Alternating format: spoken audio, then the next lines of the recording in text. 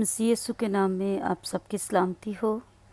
आज हम कलाम मुक़द्दस में से पढ़ेंगे पैदाइश की किताब 28 बाब और उसकी पहली आयत से। तब इसहाक ने याकूब को बुलाया और उसे दुआ दी और उसे ताकीद की कि तू किनानी लड़कियों में से किसी से ब्याह ना करना। तू उठकर फिदान अराम को अपने नाना बितवाइल के घर जा और वहाँ से अपने मामू लाबन की बेटियों में से एक को ब्याह ला, और कादर मुतलक खुदा तुझे बरकत बख्शे और तुझे बरोमंद करे और बढ़ाए कि तुझ से कौमों के जत्थे पैदा हों। और वो इब्राहिम की बरकत तुझे और तेरे साथ तेरी नस्ल को दे कि तेरी मुसाफत की ये सरजमीन जो खुदा ने इब्राहिम को दी तेरी मिरास हो जाए। सो इसहाक ने याकूब को रुखसत किया और वो फिदान अराम में लाबन के पास जो अरामी बितवाइल का बेटा और याकूब और ईसू की माँ रिबका का भाई था गया।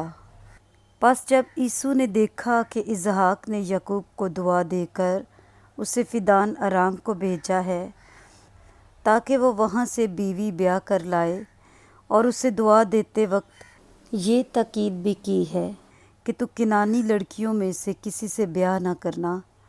और याकूब अपने माँ बाप की बात मानकर फिदान अराम को चला गया।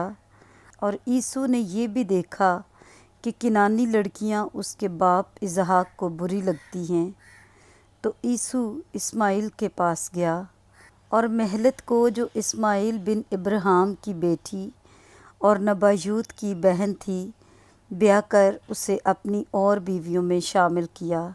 और याकूब बेरसबा से निकलकर हरान की तरफ चला और एक जगह पहुंचकर सारी रात वहीं रहा, क्योंकि सूरज डूब गया था।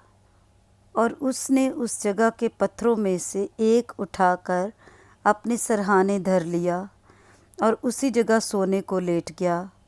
और ख्वाब में क्या देखता है कि एक सीढ़ी ज़मीन पर खड़ी है और उसका सिरा आसमान तक पहुंचा हुआ है, और खुदा के फरिश्ते उस पर से चढ़ते उतरते हैं। और खुदावंद उसके ऊपर खड़ा कह रहा है कि मैं खुदावंद तेरे बाप इब्राहिम का खुदा और इसहाक का खुदा हूँ। मैं ये ज़मीन जिस पर तू लेटा है तुझे और तेरी नस्ल को दूँगा, और तेरी नस्ल ज़मीन की गर्द के ज़र्रों की मानद होगी, और तू मशरिक़ और मगरिब और शमाल और जनूब में फैल जाएगा। और ज़मीन के सब कबीले तेरे और तेरी नस्ल के वसीला से बरकत पाएंगे।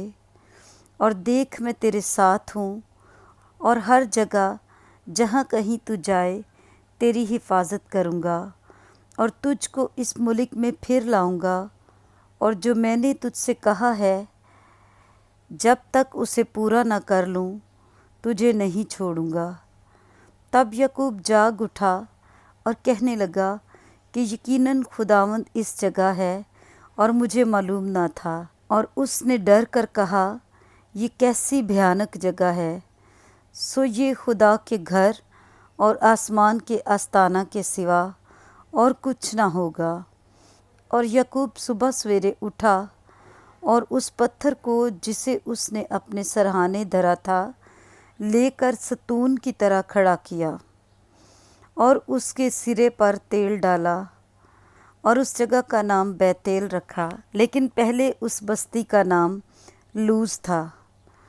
और याकूब ने मन्नत मानी और कहा कि अगर खुदा मेरे साथ रहे और जो सफ़र मैं कर रहा हूँ इसमें मेरी हिफाजत करे और मुझे खाने को रोटी और पहनने को कपड़ा देता रहे, और मैं अपने बाप के घर सलामत लौट आऊँ, तो खुदावंद मेरा खुदा होगा, और ये पत्थर जो मैंने सतून सा खड़ा किया है खुदा का घर होगा। और जो कुछ तू मुझे दे उसका 10वां हिस्सा ज़रूर ही तुझे दिया करूँगा। पाक कलाम के पढ़े और सुने जाने पर खुदावंद की बरकत हो। आमीन।